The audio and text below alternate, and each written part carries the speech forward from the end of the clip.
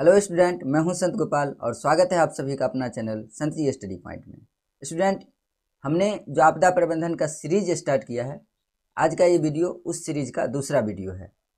पिछले वीडियो में हम लोगों ने क्वेश्चन नंबर 1 से लेकर के क्वेश्चन नंबर 10 तक देखा था, यानी कि बाढ़ और सुखाड़, प्राकृतिक आपदा में जो है हम लोग बाढ़ और सुखाड़ जो है वो देख चुके थे। और आज के इस वीडियो में जो है भूकंप, सुनामी, आगे जो है आपदा प्रबंधन में जो भी क्वेश्चन है सबको डिस्कस करने वाले हैं, ठीक है। लेकिन सुखाड़ से रिलेटेड एक क्वेश्चन छूट गया था, जो कि है सूखा के दुष्परिणामों का वर्णन करें। तो आज जो है उसको देखेंगे और उससे आगे जो भी क्वेश्चन होगा उसको क्लियर करेंगे। तो चलिए आज का ये वीडियो शुरू करते हैं, ठीक है। तो आज हम लोग स्टार्ट करने वाले हैं यहाँ से। सुखाड़ क्या होता है वो तो देख लिए थे, सूखा के दुष्परिणामों का वर्णन करें, इस क्वेश्चन का आंसर समझेंगे। लेकिन उससे पहले आज का जो ज्ञान है, जैसा कि आप लोगों को पता है कि हर एक वीडियो में कुछ ना कुछ मोटिवेशनल लाइन जो है वो आप लोगों को मैं बताती आ रहा हूँ। तो आज का जो है मोटिवेशनल लाइन क्या है, आज का ज्ञान क्या है, चलिए उसको देखते हैं। तो स्टूडेंट, आज का जो ज्ञान है ये महान वैज्ञानिक, जिसे फादर ऑफ फिजिक्स भी कहा जाता है, सर आइजैक न्यूटन का है, ठीक है। और इन्होंने एक लाइन कहा है कि मैं भी साधारण ही हूँ, लेकिन मेरी सफलता का राज कोई जादू नहीं, बल्कि मेरा निरंतर अभ्यास और भरपूर कोशिश है। स्टूडेंट, जैसा कि आप लोग जानते हैं कि फिजिक्स का पिता कहलाना कोई आम बात नहीं है, और इन्होंने जो फिजिक्स को दिया है वो बहुत ही अलग चीज़ है, बहुत ही असाधारण चीज़ है, ठीक है। न्यूटन्स के जो 3 नियम होते हैं, 9th में आप लोग पढ़े होंगे, ठीक है। 11th में भी ये चीज़ पढ़ाया जाता है, और गुरुत्वाकर्षण के नियम जैसे कि आप लोग जानते ही हैं, ठीक है। तो यहाँ पर जो है कुल मिलाकर के इन्होंने जो फिजिक्स को दिया है, जो दुनिया को एक चीज़ दिया है, ये बहुत जो है असाधारण बात है, ठीक है। और ये खुद बता रहे हैं कि मेरी सफलता, यानी कि ये जो सफलता मिली मुझे, दुनिया को एक राज का बात जो है वो बताने जो हम बताए हैं, एक राज का बात बताए हैं, क्योंकि इन्होंने जो नियम दिया है वो एक राज ही था।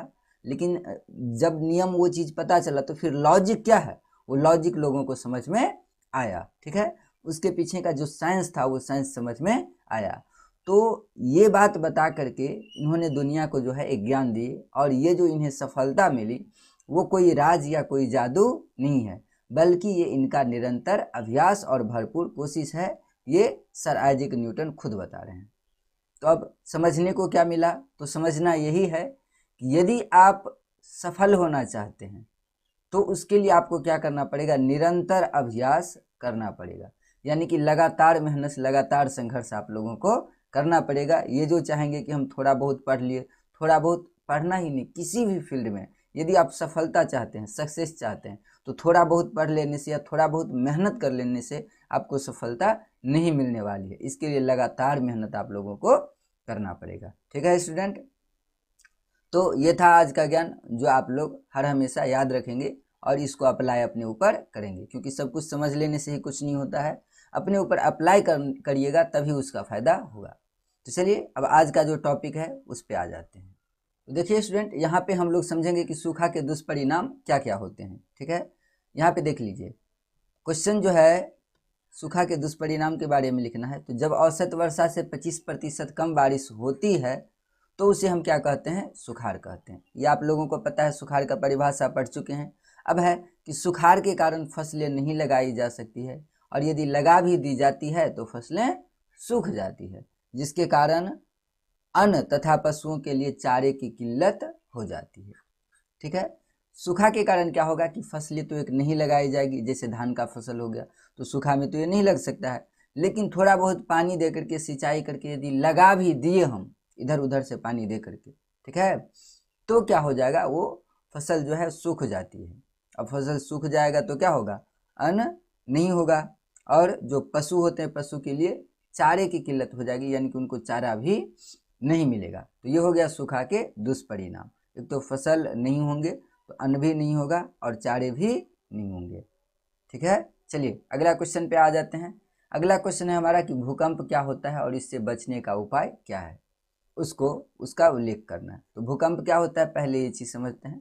तो पृथ्वी के अंदर दो बड़े प्लेट के टकराने से जो कंपन उत्पन्न होता है उसे हम क्या कहते हैं, भूकंप कहते हैं। तो देखिए पृथ्वी का जो संरचना है, आंतरिक संरचना है, उसमें बहुत सारे लेयर्स होते हैं, ठीक है। उसमें होता है प्लेट टेक्टोनिक, यानी कि पृथ्वी का एक प्लेट होता है, जिस प्लेट पे पृथ्वी है, तो वो जब आपस में प्लेट क्या हो जाते हैं, टकरा जाते हैं, तो उसके टकराने से जो है धरती का एक हिस्सा जो है वो कंपन करने लगता है, यानी कि हिलने लगता है, और इसी को हम क्या कहते हैं, भूकंप कहते हैं, ठीक है। इसको और डिटेल में हम लोग समझेंगे चित्र के माध्यम से, लेकिन यहाँ पे समझ लेते हैं कि भूकंप से बचने का उपाय क्या है। तो भूकंप आने से पहले यदि पता चल जाए तो हम लोग सावधान हो सकते हैं। तो भूकंप का पूर्वानुमान, भवन निर्माण इस तरह से किया जाए ताकि वो भूकंप के जो प्रभाव है उसको झेल सके, भूकंप के झटके को बर्दाश्त कर सके। जान माल की सुरक्षा, यानी कि सुरक्षा का हम लोगों को ध्यान रखना पड़ेगा कि यदि भूकंप आता है तो किस तरह से सुरक्षित रह सकते हैं। प्रशासनिक कार्य, यानी कि जो सरकारी लोग होते हैं, जैसे पुलिसकर्मी होते हैं, तो इनका एक संगठन होना चाहिए जो क्या करे, यदि कहीं पे भूकंप जैसे प्राकृतिक आपदा हो तो जो है उसमें क्या करे, लोगों को बचाए। तो भूकंप से बचने का उपाय, यानी कि पहले से सतर्क रहेंगे, क्योंकि सावधानी हटी तो दुर्घटना घटी, तो सावधानी रखने के लिए। उसके बाद जो है गैर सरकारी संगठनों का सहयोग। गैर सरकारी संगठन मतलब ऐसे समूह, लोगों का एक ऐसे समूह जो सरकारी तो ना हो, तो उसको क्या बोलेंगे हम, गैर सरकारी, लेकिन जो है लोगों का हेल्प करे, ठीक है। तो ये हो गया गैर सरकारी संगठन। जैसे बिहार के मधुबनी, दरभंगा, कई डिस्ट्रिक्ट के जो है स्टूडेंट को मिला करके बना है आपका MSU, मिथिला स्टूडेंट यूनियन, ठीक है। तो ये मिथिला स्टूडेंट यूनियन है। इसमें जो भी मेंबर हैं, इनके जो भी लोग होते हैं, ये काफ़ी ज़्यादा देखा जाता है कि यदि प्राकृतिक आपदा हो या मानव जनित जैसे आग लगना, तो उसमें ये लोग जा कर के जो है बहुत ज़्यादा हेल्प करते हैं, MSU के लोग, ठीक है स्टूडेंट। तो चलिए ये क्वेश्चन हमारा हो गया कि भूकंप से कैसे बचेंगे। भूकंप से रिलेटेड और भी क्वेश्चन होगा तो एक ही साथ देख करके फिर उसको चित्र के माध्यम से समझेंगे। तो यहाँ पे कहा जा रहा है कि भूकंप के प्रभावों को कम करने के, जैसे कि वहाँ पे देखिए कि भूकंप से बचने का क्या उपाय है, तो वही बात यहाँ पर भी है कि भूकंप के जो प्रभाव है उसको कम करने का क्या उपाय है। तो सेम चीज़ है। तो पहला इसमें है कि आयताकार भवनों का निर्माण किया जाना चाहिए। जो भवन बने वो किस प्रकार का बने, आयताकार, यानी कि लंबाई अधिक हो और चौड़ाई कम हो। भवन पक्का होना चाहिए, यानी कि ईंटें पत्थर या कंक्रीट युक्त, यानी कि सीमेंट से बना भवन होना चाहिए, जो भूकंप के जो झटके होते हैं उसको क्या कर सके, बर्दाश्त कर सके। दरवाजे तथा खिड़कियों की स्थिति भूकंप अवरोधी होना चाहिए। जो घर में दरवाजे होते हैं और खिड़कियां होती है तो उसको इस प्रकार बनाना चाहिए ताकि जो है, अब आप इस प्रकार से दरवाजे लगा रहे हैं कि आप जो है निकल नहीं पाएंगे बाहर, और जब तक आप जो है बाहर निकलेंगे तब तक पता चलेगा कि घर जो है गिर गया है। तो इस प्रकार बनाना चाहिए ताकि भूकंप को बर्दाश्त भी कर सके, और आपके लिए जो है वो काफ़ी सेफ्टी का भी ध्यान में रख करके, यानी कि आप जो है प्राकृतिक आपदा या मानव जनित आपदा, कोई भी यदि आपदा हो, जैसे आग ही लग गया या भूकंप आ गया, तो आप बच करके जल्दी से जल्दी निकल सकते हैं। तो दरवाजे और खिड़कियों को इस प्रकार होना चाहिए। गलियों एवं सड़कों को जो है चौड़ा होना चाहिए। गली और सड़क जो बनने चाहिए वो क्या बनने चाहिए, अधिक चौड़ाई का बनना चाहिए, जिससे क्या होगा कि मान लीजिए दोनों तरफ से घर है और गली बहुत छोटी है, अब जो दोनों तरफ से लोग निकलेंगे तो वहाँ पर क्या हो जाएगा कि लोग ही, अब जगह बहुत कम है तो लोग आपस में ही टकरा जाएंगे, जिसके वजह से क्या होगा, लोग वैसे ही घायल हो जाएंगे। तो ये आप लोगों को याद रखना है कि दरवाजे खिड़की तो बनाना ही है, साथ साथ जो गली और सड़क है उसको अधिक चौड़ा बनाना है, ठीक है स्टूडेंट। तो ये हो गया भूकंप के प्रभाव को कम करने का उपाय। चलिए अब है भूकंपीय तरंगों से आप क्या समझते हैं, भूकंप केंद्र और अधिकेंद्र। तो ये सब जो क्वेश्चन है ये ऐसे ही समझ में आ जाएगा। चित्र के माध्यम से समझने के लिए जो है हमको जो क्वेश्चन अभी पढ़े हैं, जैसे भूकंप क्या होता है और इसके प्रभाव को कैसे कम किया जा सकता है, इससे बचने का क्या उपाय है, तो इस सब को हम लोग चित्र के माध्यम से समझते हैं। तो स्टूडेंट यहाँ पर हम लोग समझेंगे पहले कि भूकंप के जो कारण है, आखिर वो कारण क्या है। तो ये देखिए, यह है प्लेट टेक्टोनिक, यानी कि प्लेट विवर्तनिकी। ये प्लेट जो है ये वही प्लेट है जिसके टकराने से क्या हो जाता है, भूकंप हो जाता है। ये इंडियन प्लेट है, यहाँ पे देख सकते हैं इंडियन प्लेट, ये देखिए, तो ये प्लेट है, फिर इधर अलग प्लेट है। तो कहने का मतलब ये प्लेट सब जो है इसी प्लेट के टकराने से, यदि यही प्लेट आपस में क्या हो जाते हैं, टकरा जाते हैं, तो टकराने से क्या हो जाता है, भूकंप आ जाता है। ठीक है, और कभी कभी ये प्लेट टूट जाते हैं, टकरा करके क्या हो जाते हैं, टूट जाते हैं। जिससे कि ये अफ्रीका का सीन है, आप देख सकते हैं। यहाँ पर क्या हो गया कि प्लेट टकराने से ज़मीन फट रही है, यानी कि प्लेट टूट गया है। तो ये सारा चीज़ हो जाता है। ऊपर से मिट्टी दे दिया गया है तत्कालीन चलने के लिए। टूटने में समय लगता है, ये नहीं कि एक ही बार में टूट जाता है, काफ़ी ज़्यादा समय भी लगता है। और देखा जाता है कि जब प्लेट टूटता है तो यहाँ से अंदर से ज्वालामुखी फटता है, मैग्मा निकलता है, लावा। ठीक है, तो ये सब चीज़ देखने को मिलता है। तो ये बात आ गई समझ में कि प्लेट के टकराने की वजह से क्या होता है, भूकंप होता है।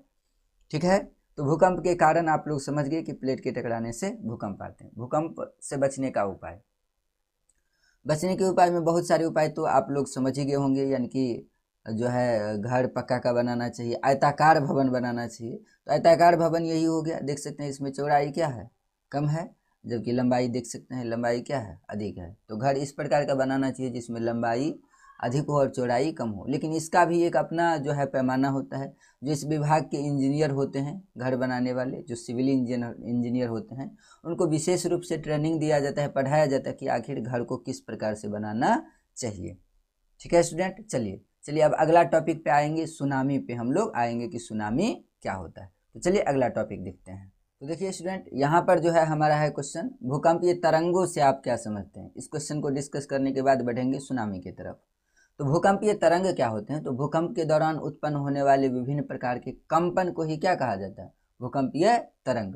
अब देखिए स्टूडेंट, ये बहुत बड़ा क्वेश्चन नहीं है, आपको इतना ध्यान में रखना है कि भूकंप जब होते हैं तो वहाँ पे कंपन, जैसे आपको समझाते हैं अभी हम, देखिए 1 मिनट लगेगा समझाने में, समझ जाइएगा।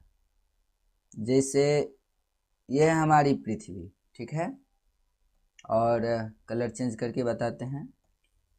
ये इसका हो गया, मान लीजिए इस हिस्सा में क्या आ रहा है, भूकंप। तो भूकंप के तरंग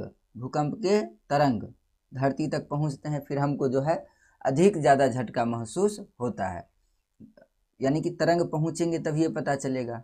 ठीक है, तो ये झटका जो पहुंचता है एक वेग के साथ, गति के साथ, तो इसी झटका को ही बोलते क्या, कंपन जो होता है, हिलता जो है, ये अलग अलग प्रकार से हिलता है, यानी कि ये कंपन अलग अलग तरह के होते हैं, प्राथमिक, द्वितीयक और दीर्घ तरंग। ठीक है ना, तो इसी कंपन को ही क्या कहते हैं, अलग अलग प्रकार के कंपन को, इस झटके को ही क्या बोलते हैं हम लोग, भूकंपीय तरंग। और ये 3 प्रकार का होता है, प्राथमिक, द्वितीयक और दीर्घ तरंग। ठीक है, आप लोग भूकंपीय तरंग को जो है समझ गए होंगे, इसको याद कर लेना है।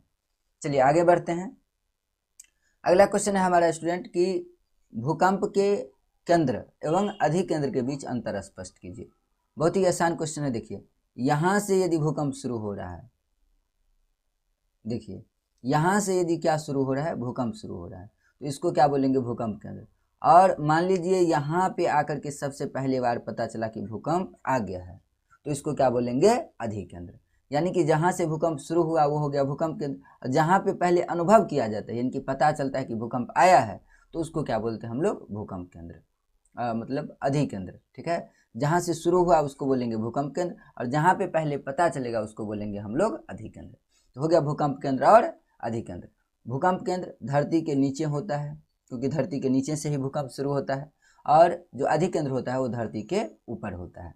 तो देखिए परिभाषा भी इसी प्रकार का है, भूपटल के नीचे का वह भाग, भूपटल के नीचे का भाग बोल रहे हैं, मतलब धरती के नीचे का वह हिस्सा जहाँ से भूकंप प्रारंभ होते हैं, भूकंपीय कंपन प्रारंभ होता है, यानी कि भूकंप प्रारंभ होता है। ठीक है, तो उसको क्या कहते हैं, भूकंप केंद्र। जबकि भूपटल पर, यानी कि धरती के ऊपर वह केंद्र जहाँ पर भूकंप के तरंगों का सर्वप्रथम, यानी कि सबसे पहले पता चलता है, अनुभव होता है, तो उसी को क्या कहते हैं, अधिकेंद्र। बड़ा ही सिंपल सा अंतर है, आप लोग याद कर लीजिएगा। अगले टॉपिक पे आते हैं। अगला टॉपिक है हमारा सुनामी। तो स्टूडेंट सुनामी कुछ नहीं है, देखिए भूकंप ही है सुनामी। भूकंप ही क्या है, सुनामी है। अब देखिए, तो जब समुद्र में क्या आ जाए, भूकंप आ जाए। स्टूडेंट याद रखना है, समुद्र में क्या आ जाए, भूकंप आ जाए तो उसी को क्या बोलेंगे, सुनामी बोलेंगे। समुद्र में क्या आ जाए, भूकंप आ जाए तो उसी को क्या बोलेंगे, सुनामी। अब भूकंप कैसे आता है, तो पृथ्वी की आंतरिक प्रक्रियाओं के कारण। कौन सा प्रक्रिया, प्लेट का टकराना। तो जब प्लेट टकरा जाते हैं यानी कि पृथ्वी की आंतरिक प्रक्रियाओं के कारण जब समुद्र में, ठीक है, यानी कि जब प्लेट टकरा जाता है तो समुद्र में भूकंप आ जाता है। तो भूकंप आने के कारण जब समुद्री तल की जमीन कांपने लगती है, भूकंप आने के कारण जब समुद्र का जो तल होता है वो हिलने लगता है, हिलने के कारण क्या होगा, तब समुद्र में काफी ऊंचे, भयंकर और विनाशकारी लहरें उठ जाती है, पानी की लहरें उठ जाती है। और इसी भयंकर और विनाशकारी लहरों को ही हम क्या बोलते हैं, सुनामी बोलते हैं। ठीक है स्टूडेंट, यानी कि जब समुद्र में भूकंप आ जाए तो उसके कारण क्या हो जाता है, काफ़ी ऊंचे और ख़तरनाक जो है वो लहरें पानी की उठ जाती है, उसी को ही हम क्या कहते हैं, सुनामी कहते हैं। सुनामी से बचाव के उपाय को देखेंगे, फिर सुनामी को थोड़ा चित्र के माध्यम से और डिटेल में समझेंगे। सुनामी से बच कैसे सकते हैं, तो समुद्र के किनारे मैंग्रोव की झाड़ियों को विकसित किया जाए। यानी कि समुद्र के किनारों हम मैंग्रोव का, समुद्र के किनारे हम क्या करेंगे, मैंग्रोव का पेड़ लगाएंगे अधिक संख्या में, तो ये क्या कर सकता है, सुनामी के लहरों को झेल सकता है। ठीक है, उससे होने वाले खतरा को रोक सकता है। अगला है तटबंध का निर्माण वहाँ करना चाहिए जहाँ कोई नगर या बस्ती तट के नज़दीक हो। समुद्र तट के नज़दीक जहाँ पे नगर या बस्ती हो तो वहाँ तटबंध यानी कि एक ऐसा बांध बनाना चाहिए जो समुद्र के पानी को रोक सके, यानी कि सुनामी के लहरों को रोक सके। ठीक है, अगला है तटीय क्षेत्रों के समीप रहने वाले लोगों को प्रशिक्षित किया जाना चाहिए। सुनामी से किस तरीके से बचा जाए, इसके लिए लोगों को क्या देना चाहिए, प्रशिक्षण देना चाहिए, यानी कि ट्रेनिंग देना चाहिए। उनको अलग अलग तरह से बताया जा सकता है कि आप लोग इन बातों का ध्यान रख सकते हैं, तब आप लोग सुनामी से बच सकते हैं। तो 3 बातों का ध्यान रखना है, पहले मैंग्रोव का झाड़ियाँ लगाना है, फिर बचने के लिए तटबंध बना सकते हैं, और सुनामी से बचने का उपाय क्या क्या होता है और उसके लिए आप ट्रेनिंग ले सकते हैं। ठीक है, तो सुनामी से बचाव के ये उपाय हैं। सुनामी क्या होता है वो भी समझ गए। अब एक क्वेश्चन और है जो कि इस सबसे अलग है। चलिए अब सुनामी और भूकंप तो देख ही लिए, सुनामी चित्र के माध्यम से समझते हैं डिटेल में सुनामी क्या होता है। तो देखिए स्टूडेंट, यह है हमारा सुनामी से बचने के उपाय। तो सुनामी से बचने के उपाय में पहले समझ लेंगे, सुनामी का भी यहाँ पे चित्र दिया हुआ है, तो पहले हम लोग समझ लेंगे कि आखिर सुनामी होता क्या है। ठीक है, वो चीज़ तो समझ लिए, थोड़ा चित्र के माध्यम से और डिटेल में समझेंगे। देखिए, तो जैसा कि समुद्र में जो है पानी भरा हुआ होता है और नीचे उसका स्थलीय भाग होता है, तो हम ये मान करके चलते हैं यहाँ पे कि ये जो है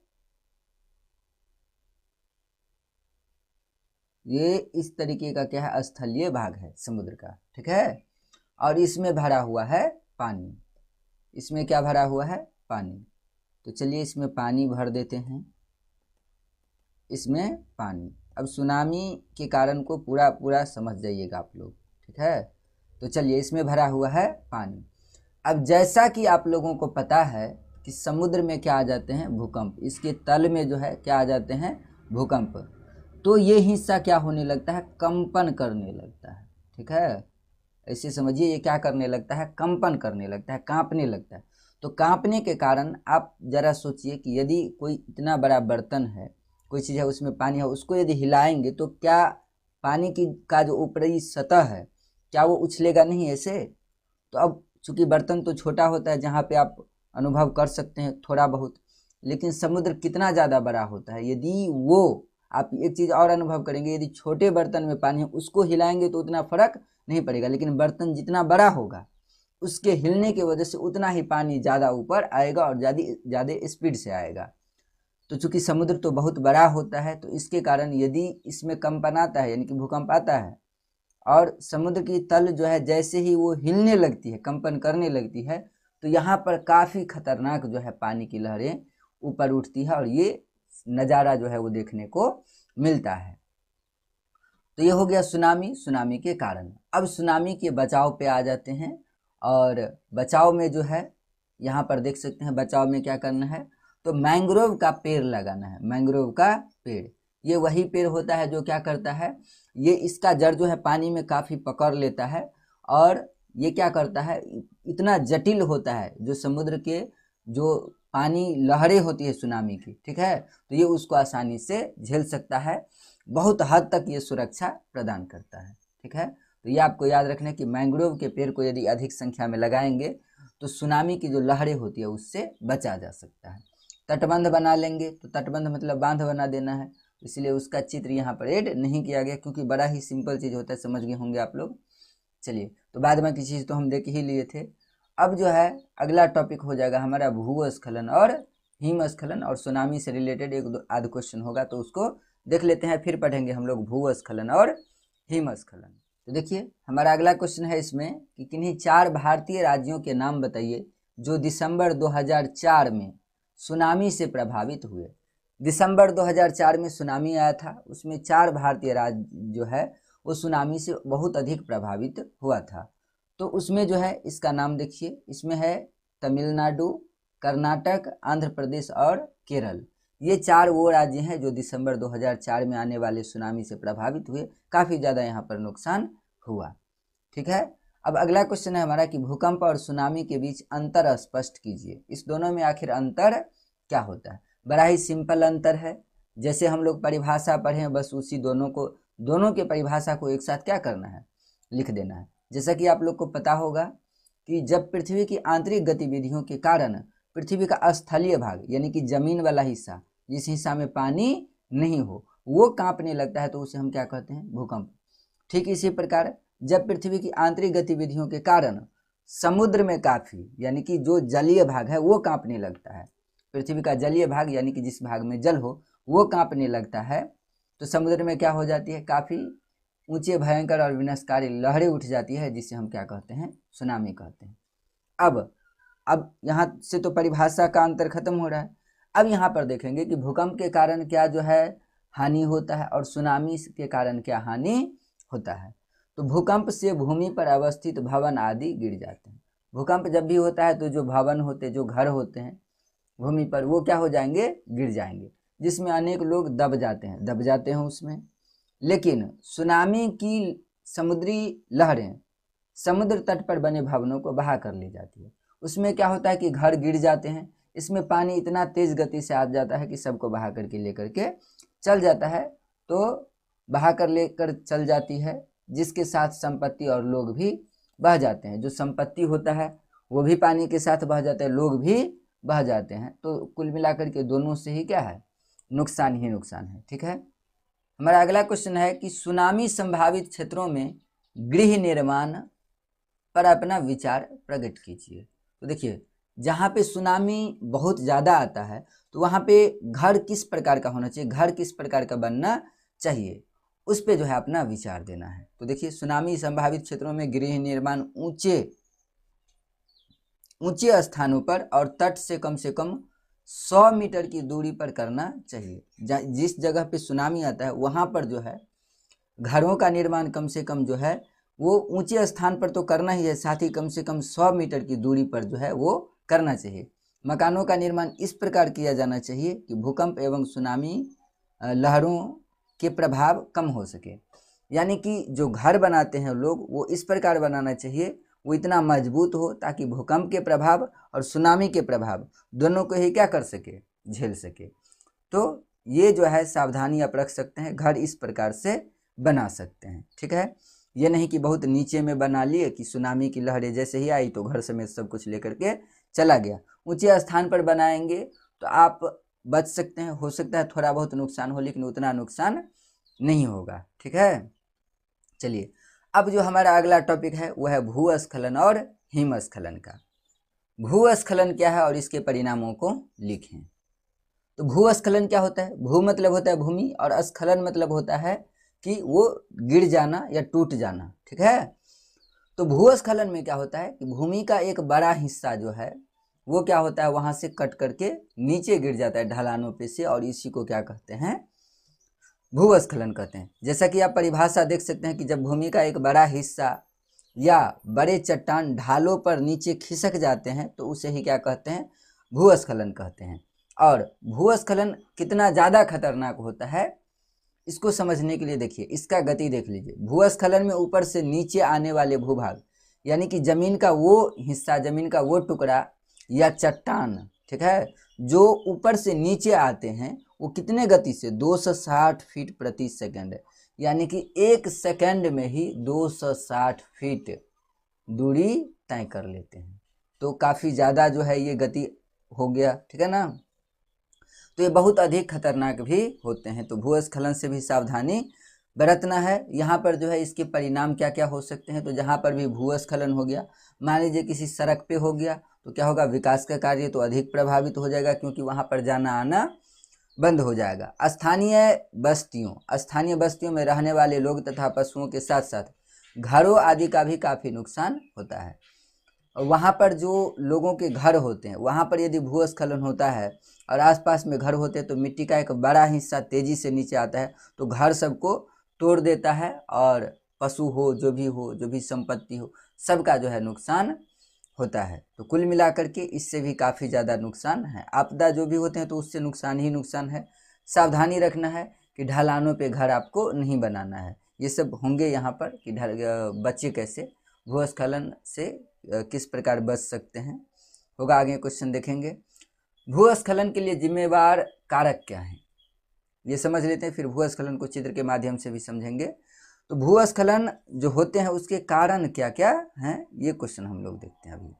तो देखिए पहला जो है भूस्खलन के लिए जिम्मेदार कारक वर्षा की तीव्रता, यानी कि जब बहुत अधिक वर्षा होती है, तेज गति में वर्षा होती है तो उसके कारण भी भूस्खलन होता है। ज़मीन का टुकड़ा एक कट जाता है बहुत बड़ा और फिर क्या हो जाता है, भूस्खलन हो जाता है, यानी कि वो कट करके नीचे आ जाता है।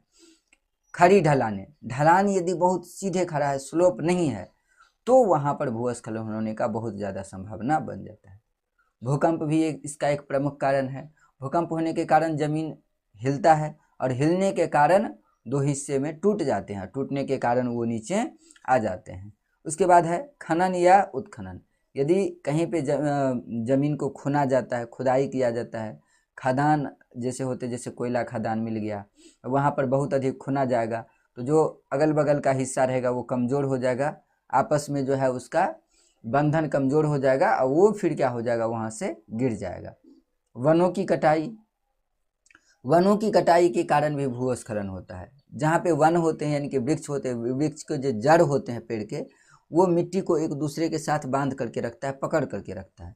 लेकिन जब वनों की कटाई कर दी जाती है तो वहाँ के मिट्टी क्या हो जाते हैं, कमज़ोर हो जाते हैं। कमज़ोर होने के कारण वहाँ पर क्या हो जाता है, भूस्खलन हो जाता है, मिट्टी गिर जाते हैं कट करके। ठीक है स्टूडेंट, तो ये सब कारण थे, टोटल 5 कारण जो भूस्खलन के लिए जिम्मेदार होते हैं।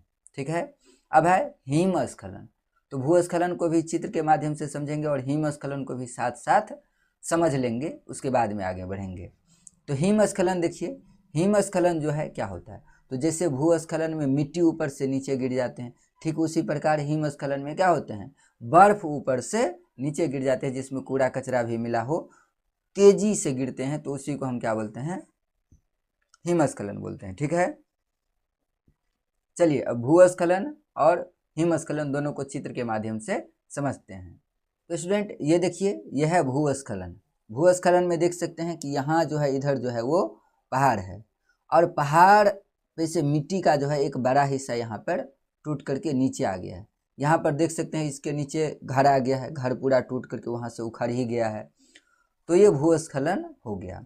हिमस्खलन में देख सकते हैं कि काफ़ी तेज बादल जो है वो ऊपर से नीचे आ रहे हैं, तो और ये बादल जो है वो किस चीज़ का है, बर्फ़ का बादल है।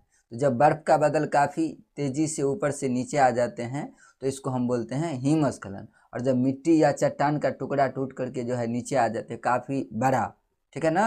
अब छोटा सा मिट्टी आएगा तो उससे कुछ नहीं होगा, घर का क्या ही फर्क पड़ेगा उससे, लेकिन जब बड़ा हिस्सा टूट जाए तो उसको क्या बोलते हैं हम लोग, भूस्खलन बोलते हैं। ज़मीन का बड़ा हिस्सा खिसक जाते हैं ऊपर से नीचे, तो उसको क्या बोलते हैं, भूस्खलन। तो ये हो गया भूस्खलन और हिमस्खलन। चलिए अब अगला टॉपिक देखते हैं। तो देखिए स्टूडेंट, अब जो है हमारा यहाँ पे है कि प्राथमिक उपचार के लिए जरूरी सामान क्या है। देखिए भूस्खलन हो, हिमस्खलन हो, भूकंप हो, बाढ़ हो, वहाँ पर लोग अक्सर घायल हो जाते हैं, सड़क दुर्घटना में घायल हो जाते हैं।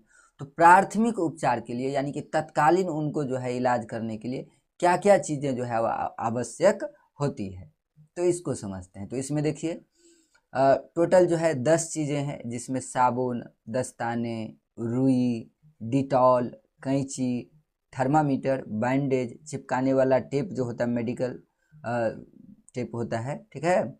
उसके बाद जो हो गया आपका कीटनाशक दवाई, एंटासिड हो गया, एंटीबायोटिक्स हो गया और पेन किलर हो गया। देखिए कुछ चीज़ें तो खास करके बहुत ज़्यादा ज़रूरी है, जैसे हो गया डिटॉल। यदि एक्सीडेंट हो जाता है वहाँ पे कूड़ा कचरा भी लगा होता है, डिटॉल से आप उसको क्या कर सकते हैं, क्लीन कर सकते हैं। कीटनाशक दवाई से भी आप उसको क्लीन कर सकते हैं। उसके बाद आपको चाहिए साबुन, ताकि आप हाथ धो करके सावधानी से करें। दस्ताने चाहिए ताकि इन्फेक्शन ना हो, और कैंची चाहिए, बैंडेज वगैरह करेंगे तो काटने के लिए, ये चीज़ है। उसके बाद जो है आपको एंटीबायोटिक्स चाहिए, जो उसको जो पेन हो रहा है उससे भी रिलीफ मिलेगा, साथ ही पेन किलर तो चाहिए ही, और उसमें जो है आगे इन्फेक्शन भी ना बढ़े इसके लिए एंटीबायोटिक्स भी चाहिए। तो एंटीबायोटिक्स हो गया, और पेन किलर बहुत ज़्यादा काम करता है वहाँ पर, क्योंकि ऐसे घटना जब भी हो जाता है तो आदमी को पेन बहुत ज़्यादा होता रहता है। यदि उसको पेन किलर दिया जाता है, यानी कि दर्द का टैबलेट या इंजेक्शन, तो क्या होता है कि उसका पेन कम होता है, जिससे आदमी का जो है हार्ट बीट भी कम होता है, और हार्ट अटैक या दूसरा कुछ होने का भी चांस कम हो जाता है। नहीं तो डर से भी कितना आदमी को हार्ट अटैक भी आ जाता है। तो पेन किलर जो है बहुत ज़्यादा काम करता है। तो पेन किलर एक इम्पोर्टेंट चीज़ हो गया, बाद बाकी चीज़ें भी हैं। तो इसको भी जो है हम चित्र के माध्यम से समझ लेंगे, एक बार देख लेंगे। बाद बाकी ये सब तो सब आसान आसान चीज़ें हैं। चलिए अगला क्वेश्चन देखिए, यहाँ पर कहा जा रहा है कि किन्हीं 4 संचार के साधनों का उल्लेख करें। संचार के साधन, संचार के साधन बच्चों याद रखिएगा। संचार मतलब इंफॉर्मेशन को एक जगह से दूसरे जगह भेजना, सूचनाओं या संदेशों को एक जगह से दूसरे जगह भेजना। तो पहले है सर्वप्रथम है हमारा सार्वजनिक दूरसंचार नेटवर्क, मोबाइल फ़ोन सब लोग जानते हैं। वायरलेस सेट, वायरलेस सेट में जैसे टेलीविज़न हो गया, रेडियो हो गया, और वॉकी टॉकी। वॉकी टॉकी अभी दिखा देंगे आप लोगों को हम कि वॉकी टॉकी क्या होता है। ये 4 चीज़ें आप लोग याद रखिएगा। अब है भारत सरकार, यहाँ पे होगा भारत सरकार। तो भारत सरकार के प्रमुख संचार नेटवर्क के जो है वो क्या नाम है, ये 2 नंबर में क्वेश्चन आ सकता है। तो देखिए नेशनल इंफॉर्मेटिक्स सेंटर तथा भारत संचार निगम लिमिटेड, ये हो गया भारत सरकार के संचार नेटवर्क का नाम, ठीक है। चलिए अगला क्वेश्चन देखिए, यहाँ पे कह रहा है कि सामान्य संचार व्यवस्था के बाधित होने के प्रमुख कारण क्या क्या हैं। तो इसको देखेंगे, थोड़ा अलग क्वेश्चन हो गया, उससे रिलेटेड जो चित्र है चित्र के माध्यम से समझा देते हैं, फिर आगे बढ़ेंगे। तो स्टूडेंट यहाँ पे आप लोग देख सकते हैं, ये क्या है आपका प्राथमिक उपचार की सामग्री, फर्स्ट एड किट। तो फर्स्ट एड किट में देखिए ये आपका कीटनाशक दवाई है, यहाँ पर कैंची देख रहे हैं, टैबलेट वगैरह दिख रहा होगा, कैप्सूल, ठीक है। ये हैंडी प्लास्ट है, उसके बाद चिपकाने वाला टेप है इधर, और मास्क है, ग्लव्स है। तो ये सारी चीज़ें जो है वहाँ पर काम करता है फर्स्ट एड के लिए, ठीक है। चलिए अब देख लीजिए, यहाँ पर है संचार के साधन। तो संचार के साधन में मोबाइल फ़ोन जो है, ये ऑब्जेक्टिव में भी आता है कि संचार के सबसे लोकप्रिय साधन, तो ये आजकल मोबाइल हो गया संचार के सबसे लोकप्रिय साधन। वॉकी टॉकी जो होता है, ये जो है इसका कुछ रेंज होता है वॉकी टॉकी का, कि इतने रेंज पे आप जो है एक दूसरे से कनेक्ट रह सकते हैं, यानी कि एक वॉकी टॉकी दूसरे वॉकी टॉकी से कनेक्ट रहता है। इसका एक अपना सिस्टम होता है, अपना नेटवर्क होता है, उसके हिसाब से ये काम करता है। तो वॉकी टॉकी हो गया संचार के साधन, यानी कि मैसेज को एक जगह से दूसरे जगह पहुंचाने के लिए। चलिए अब जो है अगला क्वेश्चन हमारा होगा, ये संचार वाला ही है, हेम रेडियो सब है। तो चलिए पहले क्वेश्चन को देखते हैं, फिर चित्र के माध्यम से समझेंगे। तो देखिए यहाँ पर जो है अब आ गया हमारा कि जो संचार व्यवस्था है, जैसे हमारा मोबाइल फ़ोन हो गया, टीवी सेट हो गया, तो आखिर वो संचार व्यवस्था जब हमारा बाधित हो जाता है, तो बाधित होने के, उसके बाधित होने के क्या क्या कारण हो सकते हैं, बाधित होने के क्या क्या कारण हो सकते हैं। तो यहाँ से देख सकते हैं आप, इसको थोड़ा एडजस्ट कर लेते हैं। चलिए देखिए, तो सामान्य संचार व्यवस्था के बाधित होने के कारण है, पहला कारण है कि केबल टूट जाना। जो केबल होते हैं, ठीक है, जिससे जो है वो हेल्प करता है इन्फॉर्मेशन को एक जगह से दूसरे जगह पहुंचाने में। तो ऐसा केबल जो होता है, जब केबल टूट जाता है तो इसके कारण क्या होता है, ये सामान्य संचार व्यवस्था हमारा बाधित हो जाता है। उसके बाद है बिजली आपूर्ति बंद हो जाना।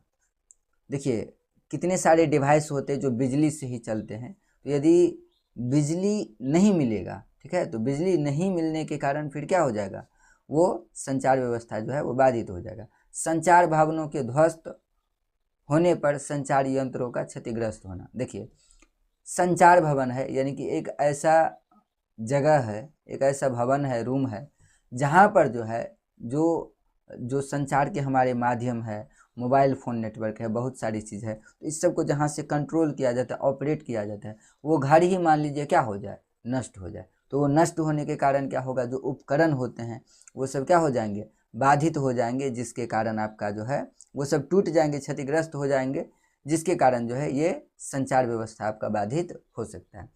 ट्रांसमिशन टावर का क्षतिग्रस्त होना। मान लीजिए टावर जो है, जो क्या करता है, इन्फॉर्मेशन को रिसीव करके फिर क्या करता है, ट्रांसमिट करता है, एक जगह से दूसरे जगह भेजता है। मतलब कि जो साउंड वेव होता है, जैसे मोबाइल फ़ोन से हम बात करते हैं तो उसमें साउंड वेव को एक जगह से दूसरे जगह भेजा जाता है, फिर हम तक वो आवाज़ आती है और हम लोग सुन पाते हैं।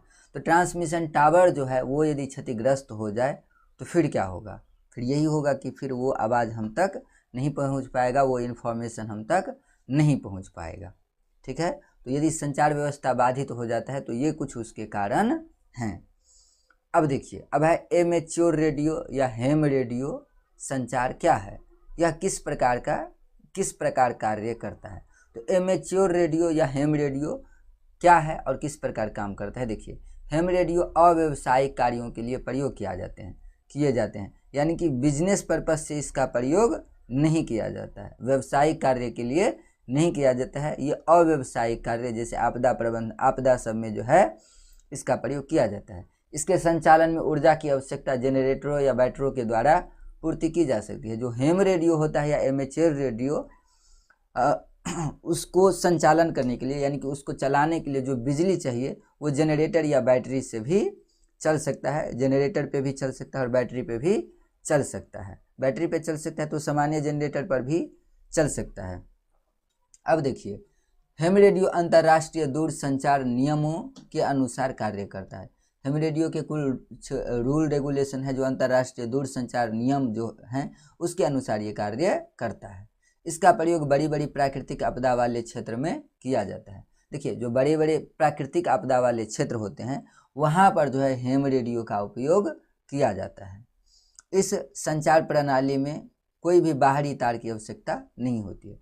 कोई बाहर से आपको तार सब नहीं जोड़ना है। जैसे इन्फॉर्मेशन एक जगह से दूसरे जगह भेजना है आपको, मान लीजिए कुछ लोग कहीं पे जो है आपदा में फंस गए हैं और कोई इन्फॉर्मेशन भेजना है, आप कहीं दूर में हैं, ठीक है, तो इसके लिए आपको कोई बाहरी तार की आवश्यकता, बहुत सारा तार ये सब लगाना नहीं है।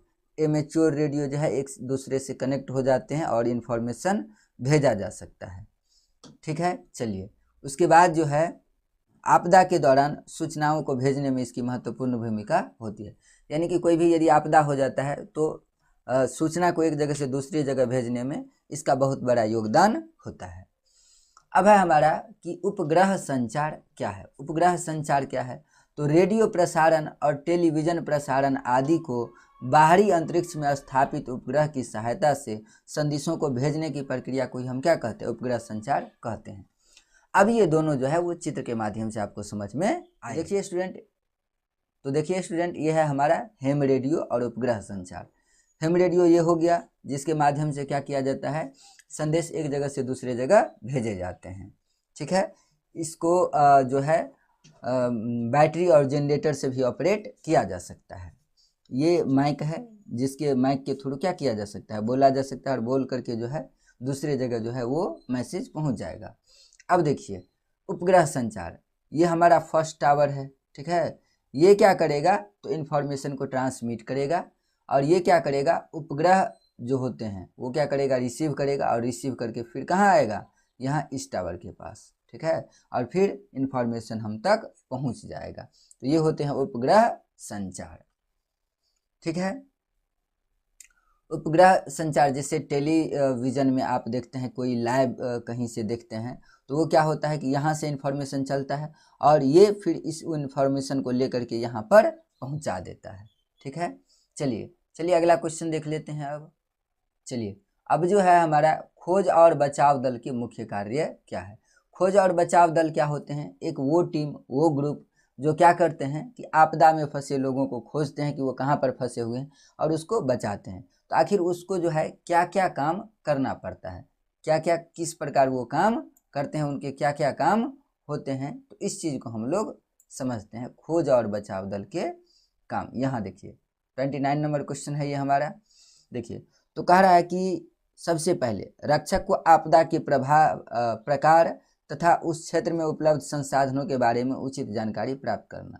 तो ये लोग क्या करते हैं, सबसे पहले आपदा के प्रकार को समझते हैं कि किस प्रकार का आपदा हुआ है और उससे निपटने के लिए हमारे पास क्या क्या संसाधन है। जैसे आप बाढ़ से फंसे लोगों को बचाएंगे, तो बाढ़ से फंसे लोगों को बचाने के लिए आपको नाव की ज़रूरत पड़ेगी, तो नाव तो होना चाहिए आपके पास। मान लीजिए आप वैसे चल गए, या आपको तैरना आना चाहिए, किस लेवल का पानी है, आप तैर सकते हैं या नहीं तैर सकते हैं, तो ये आपको जानकारी लेकर के फिर संसाधन, जो एक नाव आता है जिसमें जो है एयर फिल किया जाता है, फिर वो पोर्टेबल होता है, एक जगह से दूसरे जगह नाव को आसानी से ले जाया जा सकता है, तो उस तरह के नाव भी इन लोगों के पास होता है। तो आप संसाधन का पहले जानकारी लेंगे कि किस तरीके से हम बचा सकते हैं, आपदा किस प्रकार का हुआ है, किस लेवल पे हुआ है, तो पहला काम ये होता है। दूसरा, दो या दो से अधिक रक्षकों को मिलकर कार्य करना पड़ता है। एक टीम बना लेते हैं जिनमें मिलकर के वो काम करते हैं। उन्हें संभावित आपदा की जानकारी प्राप्त करना पड़ता है, किस तरह का आपदा होता है उसका जानकारी प्राप्त करते हैं और सुरक्षापूर्वक दुर्घटनाग्रस्त लोगों को बचाना पड़ता है। तो इतने काम उनको करने पड़ते हैं, ये काम है। आगे है, रक्षक को अपने पास प्राथमिक चिकित्सा किट रखना पड़ता है, यानी कि फर्स्ट एड किट जो आप लोग को दिखाए हम, जिसमें दस्ताना हो गया, डिटॉल हो गया, कैंची हो गया, टेप हो गया, ये सब चीज़ फर्स्ट एड किट जो है वो इन लोगों को अपने पास रखना पड़ता है, ताकि वह दुर्घटनाग्रस्त लोगों का प्राथमिक चिकित्सा कर सके। तो वो क्या करते हैं, वो ये चीज़ सब रखते हैं ताकि जो लोग दुर्घटनाग्रस्त हो गए, यानी कि जिनका एक्सीडेंट हो गया है, वो उसका क्या कर सकते हैं, तत्कालीन इलाज भी कर सकते हैं। तो ये हो गया खोज और बचाव दल के काम। 3 काम, पहले वो जानकारी लेंगे आपदा किस प्रकार का हुआ है, दूसरी बात वो किस प्रकार उसको बचाएंगे, वो टीम बनाते हैं, ठीक है, तो टीम बना करके काम करना पड़ता है। उसके बाद वो फर्स्ट एड किट से लोगों का इलाज भी करते हैं। तो ये 3 मतलब पूर्ण रूप से लोग चाहते हैं कि सुरक्षा प्रदान लोगों को करें। अब है कि आकस्मिक प्रबंधन में स्थानीय प्रशासन की क्या भूमिका होती है। मान लीजिए कोई दुर्घटना हो जाता है, तो उसमें स्थानीय प्रशासन जो होते हैं, ठीक है, ये समझिए स्थानीय प्रशासन यानी कि पुलिसकर्मी जो होते हैं, पुलिस डिपार्टमेंट, तो उन लोगों का क्या जो है वो योगदान होता है। तो यहाँ पर कह रहा है कि आकस्मिक प्रबंधन में स्थानीय प्रशासन की महत्वपूर्ण भूमिका होती है। स्थानीय प्रशासन के लिए आवश्यक है कि वे राहत शिविर का निर्माण करें। राहत शिविर में सभी उपकरण एवं प्राथमिक उपचार की सामग्रियां, एम्बुलेंस, डॉक्टर, अग्निशामक आदि की व्यवस्था हो। तो इतना चीज़ आवश्यक है, तो इतना चीज़ होना चाहिए। तो आकस्मिक प्रबंधन जब भी हो, यानी कि कोई आपदा हो जाए, तो आकस्मिक प्रबंधन में क्या सब जो है वो होना चाहिए।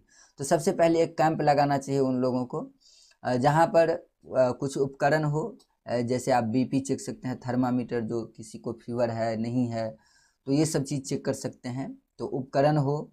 उसके बाद जो है उपचार, यानी कि इलाज करने के लिए कुछ सामग्री, जैसे मेडिसिन हो गया, वो होना चाहिए। एम्बुलेंस होना चाहिए कि जो पेशेंट जो है वो फर्स्ट एड के लायक नहीं है, यानी कि उसको बहुत ज़्यादा अब जो है ट्रीटमेंट की ज़रूरत है, काफ़ी जो है हालत उनका गड़बड़ है, तो आप फर्स्ट एड दे करके फट से उनको आगे भेज सकते हैं। तो एम्बुलेंस बिना रहने के कारण तो नहीं होगा, मतलब एम्बुलेंस नहीं रहने के कारण तो नहीं होगा, आपको तो एम्बुलेंस वहाँ पर व्यवस्था करना पड़ेगा। और डॉक्टर होंगे तभी तो बता पाएंगे कि क्या कंडीशन है उनका, नहीं है। अग्निशामक यानी कि जो फायर ब्रिगेड होता है उसका भी व्यवस्था रहना चाहिए, ठीक है।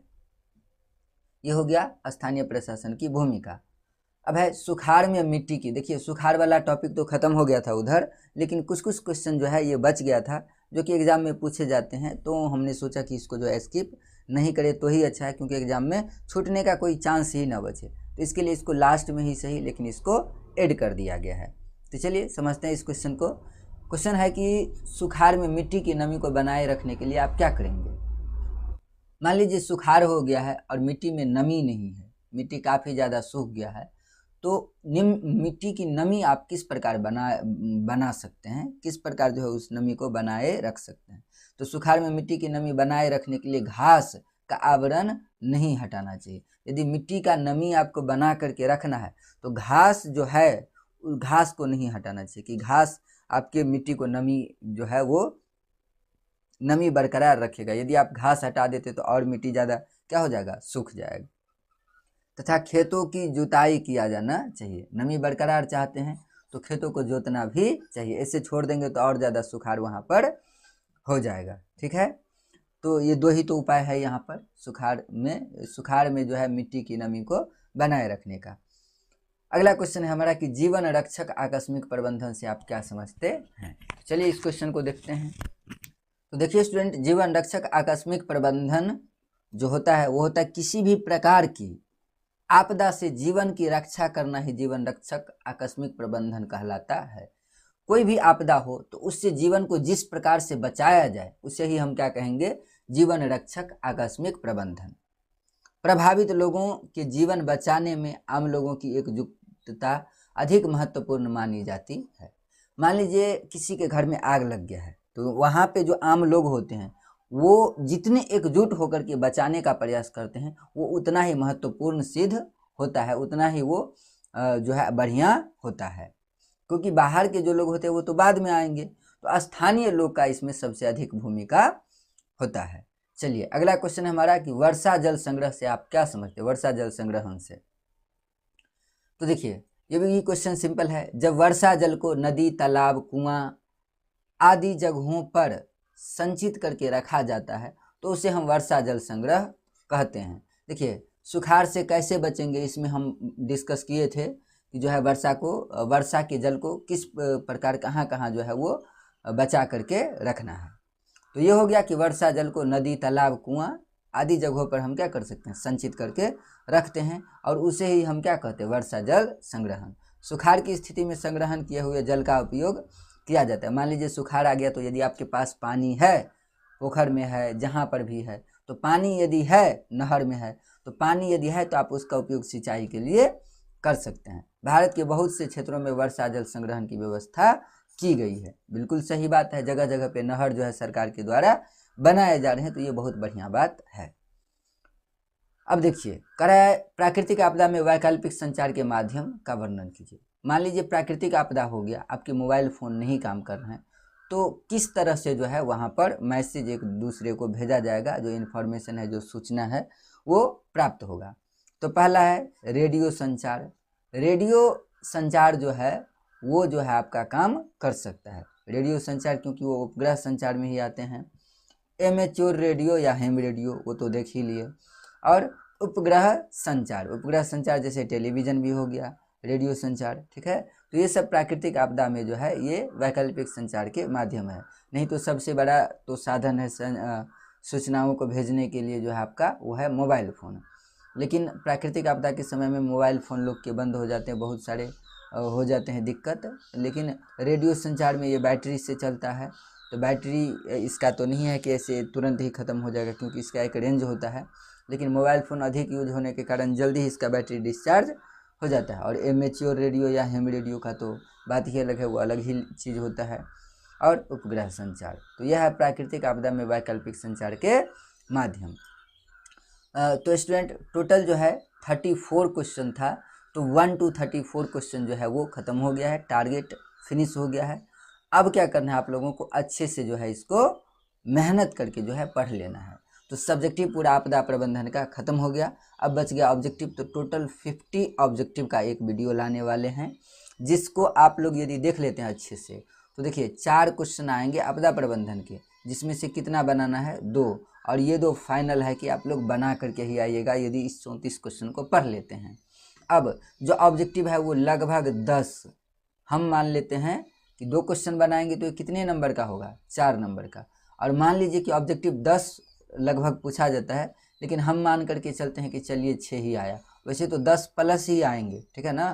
तो मतलब ये समझिए ना 15 नंबर जो है 10 से 15 नंबर 10 से 15 नंबर का जो है परीक्षा में आपका आपदा प्रबंधन से ही पूछा जाता है। और ये 10 से 15 नंबर की तैयारी जो है आप ये 34 क्वेश्चन जो है आप यदि अच्छे से पढ़ लें तो हमको लगता है बहुत ज़्यादा यदि लगेगा तो 3 घंटा जो है, देखिए 3 घंटा जो है इसमें आपका समय लगेगा सब्जेक्टिव पढ़ने में। 3 घंटा यदि समय दे देते हैं तो 3 घंटा में ये क्लियर हो जाएगा। और मान लीजिए 3 घंटा आप दे दीजिए, 5-10 दिन तक 15 दिन तक आप दे दीजिए, उसके बाद 1 घंटा भी देखिएगा ना तो याद हो जाएगा, ठीक है। तो 3 घंटा इसमें और ऑब्जेक्टिव में 1 घंटा, कुल मिला करके समझिए ना आपको जो है 5 घंटा समय देना है।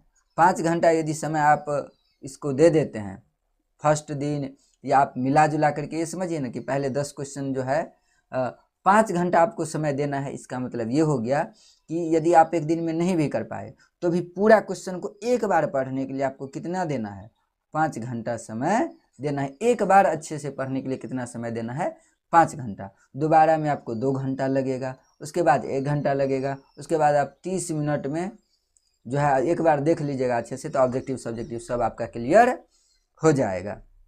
और कुल मिलाकर के ये 15 नंबर का सवाल है, ये आप लोग याद रखिएगा कि ये 15 नंबर कहीं भी जाना नहीं चाहिए। 10 से 15 नंबर, 10 नंबर तो फाइनल ही है, ठीक है।